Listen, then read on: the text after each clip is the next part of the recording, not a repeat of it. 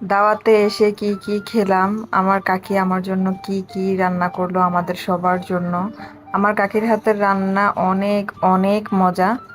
পুরো ভিডিওটি জুড়ে সাথেই থাকেন, দেখতে পাবেন অনেক কিছু। বিসমিল্লাহির রহমানির রহিম। আসসালামু আলাইকুম।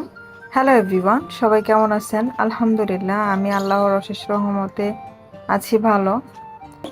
কাছে কিংবা দূরে, দেশে কিংবা দেশের বাহিরে, যে যেখান থেকে এই মুহূর্তে আমার ব্লগ ভিডিওটি দেখছেন, আশা করছি সবাই সুস্থ আছেন, ভালো আছেন। সবার কাছে প্রতিদিনের মতো শুরুতেই একটা রিকোয়েস্ট করে নিচ্ছি, প্লিজ সবাই আমাকে একটি লাইক দিয়ে তারপরে পুরো ভিডিওটি দেখার অনুরোধ রইল। আর আমার ব্লগ ভিডিওটি যদি আপনাদের কাছে একটু হলেও ভালো লেগে যায়, প্লিজ চাইলে আমার ভিডিওটি শেয়ার করে দিতে পারেন।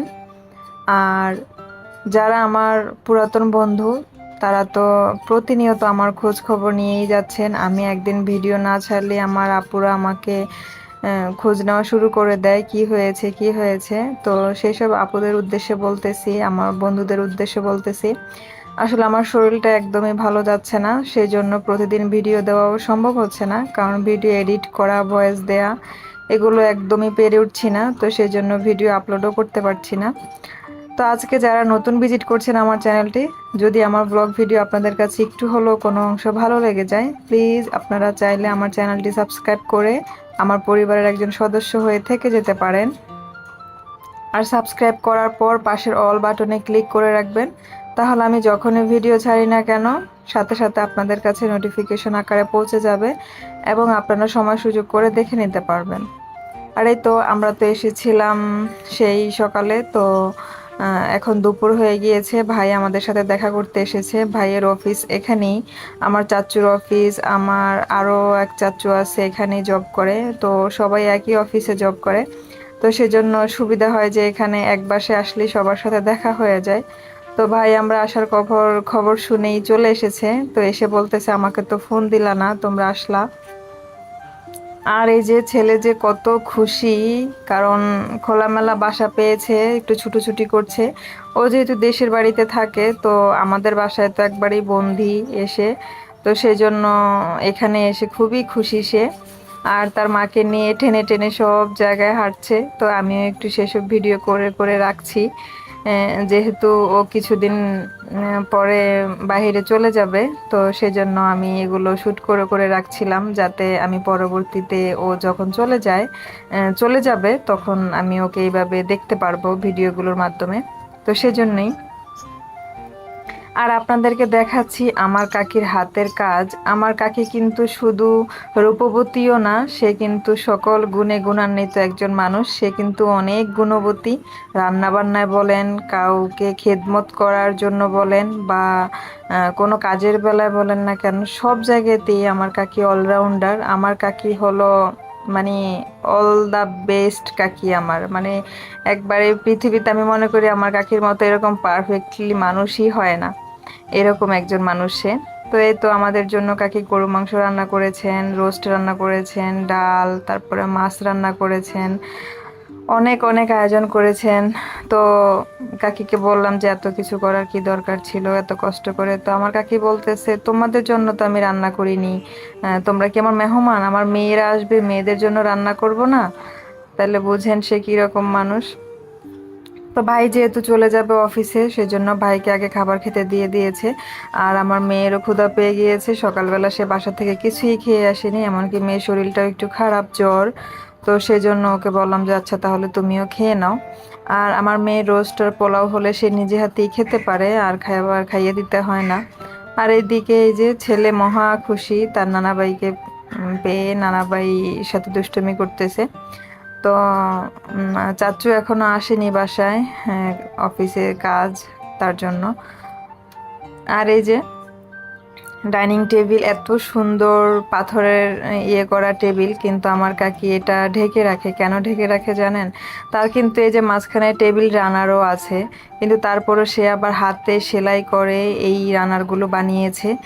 আর এই যে মাঝখানের যেটা ওটা কিন্তু কেনা, ওগুলো কিনে এনেছে সেট করা একবারে পুরো সেট। কিন্তু এই যে পাশের যেগুলো দেখতে পাচ্ছেন একটু ব্লু কালারের ভিতরে ফুল করা আর লাল দিয়ে পায়ের করা, এগুলো কিন্তু আমার কাকির হাতে সেলাই করা, কারণ গ্লাসটা নষ্ট হয়ে যাবে। আর যেহেতু ওই যে একটাই কথা, কাকি বাসায় একা থাকে, কোনো কাজের লোক নেই করার জন্য, তো উপর থেকে কাপড়টা ধুয়ে ফেললেই আর অত বেশি হবে না, সেজন্য আমার কাকি সব জায়গায় জায়গায় কাপড় দিয়ে দিয়ে দিয়ে দিয়ে এরকম করে করে রেখেছে। তো আমার আব্বুর যেহেতু কাজ আছে, চাচুর সাথে একটু দরকার আছে, সেজন্য আব্বু পরে যাবে আর আমরা এখন চলে যাচ্ছি। আর চাচু আস্তে আস্তে সন্ধ্যা হয়ে যাবে। তো কাকি আমাদেরকে অনেক সাদাসাদি করতেছিল থাকার জন্য, কিন্তু আমরা থাকতে পারছিলাম না, কারণ ছোট বোনের আবার সন্ধ্যায় ডাক্তারের কাছে যেতে হবে। ও যেহেতু দাঁতের ডাক্তার দেখাচ্ছে, তো সেজন্য এখন আমি বোন, আমরা 3 বোন মিলেই চলে যাচ্ছি বাসায়। তাড়াতাড়ি রওনা করে দিয়েছি যাতে সন্ধ্যা না হয়ে যায়, বাচ্চা আছে আর ওর আবার সন্ধ্যায় ডাক্তারের কাছে যেতে হবে সেজন্য। তো আব্বু পরে যাবে, চাচুর সাথে কথা বলবে, তারপরে যাবে আব্বু।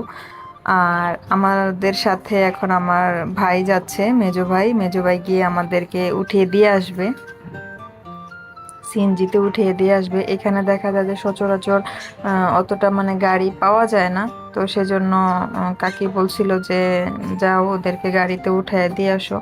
কাকি তো আসতেই দিবে না, কিন্তু ওই যে ডাক্তার দেখানোর কথা বলে তারপরে আসছি, না হলে আজকে আসতেই দিত না। আর আমার কাকির জন্য কিন্তু সবাই দোয়া করবেন। আমার কাকির শরীরটা একদমই ভালো না, কারণ উনি সারাক্ষণই কাজ করে, কাজ করতেই থাকে। তাকে কিছু বললো সে শুনে না। আমার ভাইরাও খুব বকাবকি করে যে তুমি কেন এত কাজ করো।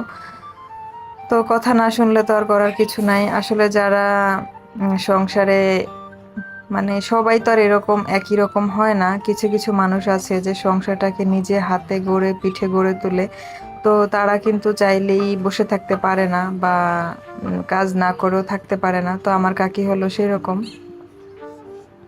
আর এই তো আমার ছেলে কিন্তু হাঁটতে খুবই পছন্দ করে, সে কোলে ওঠা একবারই পছন্দ করে না। আর দেখেন সে কি দৌড়াদৌড়ি টানা করে, এই যে হেঁটে যেয়ে আমাদের একটু হাঁটতে হবে, তারপরে আমরা একটু একটা অটো নিব, তারপরে আবার একটু হেঁটে তারপরে সিএনজি পেলে সিএনজিতে উঠে যাব, আর ভাই আমাদেরকে উঠিয়ে দিয়ে আসবে।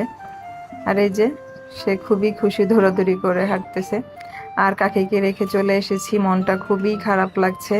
কাকি আসার সময় অনেক অনেক অনেক আদর করে দিচ্ছিল সব বোনদেরকে, মানে খুবই আদর করে আমার কাকি। যে শুধু আমাদেরকে আদর করে তা কিন্তু না, আমার আরও যে কাজিনরা আছে সবাইকে, উনি যেই আসুক না কেন সবাইকে অনেক আদর করে।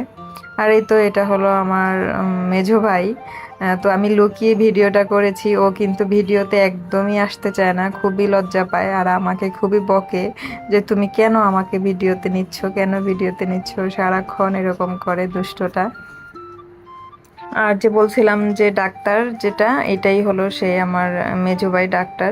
তো ও কিন্তু বাসায় থাকে না সব সময়, ও আজকে হঠাৎ একটু তাড়াতাড়ি চলে এসেছে। আর আমরাও গিয়েছিলাম বাসায়, সেজন্য দেখা করার জন্য চলে এসেছে। ও কিন্তু এই কিছুক্ষণ আগেই এসেছে বাসায়। তো বললাম যে তুমি রেস্ট করো, বলতেছে না আমি আর তো আসছি তোমাদের সাথে দেখা করার জন্য, চলো তোমাদেরকে গাড়িতে উঠায় দিয়ে আসি, তোমরা বাচ্চা কাচ্চা নিয়ে একা একা কিভাবে যাবা। আর মাশাল্লাহ, আল্লাহ তাআলার কাছে হাজার হাজার শুকরিয়া যে আল্লাহ তাআলা আমাদের সাথে আমাদের কাকিকে এভাবে ভালোবাসা দিয়ে পাঠিয়েছেন। আমার কাকির মতন এরকম একজন মানুষ আমরা লাইফে পেয়েছি। এবং আমার যে ভাইগুলো, 2টা ভাই 1টা বোন, আমার মানে এই কাকির 3টা ছেলে মেয়ে, আমার এই চাচুর 3টা ছেলে মেয়ে, 1টা মেয়ে আর 2টা ছেলে।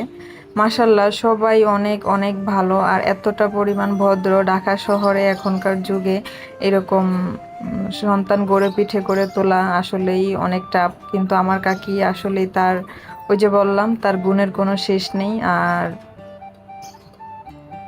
আসলে বাবা মা যেমন সন্তানরা হয়তো বা সেরকমই হয়। তো আমার চাচু কাকিমাও অনেক ভালো, সেরকম ছেলে মেয়েরাও হয়েছে। তো আমার বোনকে দেখাতে পারিনি কারণ ও কোচিংয়ে ছিল, আর ও আমেরিকা চলে যাবে ঈদের পরে, তো সেই জন্য একটা কোর্স করতেছিল। তো সেই জন্য আর আমাদের সাথে দেখা হয় নাই। ও আসবে সন্ধ্যা 5টার পরে। তো আমরা তো আর এতক্ষণ পর্যন্ত থাকবো না, এখন 4টা বাজতেছে। তো ভাবলাম যে আমরা বের হয়ে যাই। তো যদি কখনো পরবর্তী ভিডিওতে আমার সুযোগ হয় অবশ্যই বোনকে আপনাদেরকে দেখাবো। আর এই যে ভাই দেখেন কি করে, সে যখনই দেখে যে আমি ভিডিও করছি সে মুখটাকে লুকিয়ে নেয়, রাগ হয়ে যায় যে তুমি কেন এরকম করো। মানে বাচ্চাদের মতো এখনো যে এত বড় হয়ে গিয়েছে মাশাল্লাহ। সে মানে ওরকমই ছোটবেলা যেরকম ছিল এখনো সেরকমই, মানে ভাই বোন যেরকম, যে যত বড়ই হোক না কেন ভাই বোন। এই যে দেখেন লম্বা একটা ঝ্যাম লেগে গিয়েছে আর আমরা এখন নেমে হাঁটা শুরু করে দিব, কারণ এই ঝ্যাম ছুটতে ছুটতে আরো লেট হয়ে যাবে। তো ভাই বলছিল যে তোমরা যদি হাঁটতে পারো তাহলে চলো একটু সামনে হেঁটে গিয়ে তারপরে আবার গাড়ি নিব। আর এই যে এটা কি গাছ আমি তো চিনি না, আপনারা যদি কেউ চিনে থাকেন আমাকে জানাবেন। লম্বা লম্বা কি যেন ফলের মতো হয়ে আছে। অবশ্যটা হয়তো জংলি কোনো গাছ হবে, তো আমি তো চিনি না। তো সেজন্য আমি একটু ভিডিও করে রাখলাম যে আমার দর্শকদেরকে একটু দেখাবো। তো আমি এই মুহূর্তে এসে আপনাদেরকে আবারও একবার মনে করিয়ে দিচ্ছি, যারা এখনও আমার ভিডিও দেখছেন কিন্তু একটি লাইক দিতে ভুলে গিয়েছেন, প্লিজ সবাই একটি লাইক দিয়ে দিবেন। প্লিজ আপনাদের সবার কাছে আমার অনুরোধ থাকলো, এত অসুস্থতার মাঝেও আপনাদের সাথে ভিডিও শেয়ার করছি, এতটুকু তো আপনাদের কাছে আশা করতেই পারছি, তাই না? প্লিজ সবাই আমার সাথে থাকবেন, শেষ পর্যন্ত পুরো ভিডিওটি দেখার অনুরোধ করছি।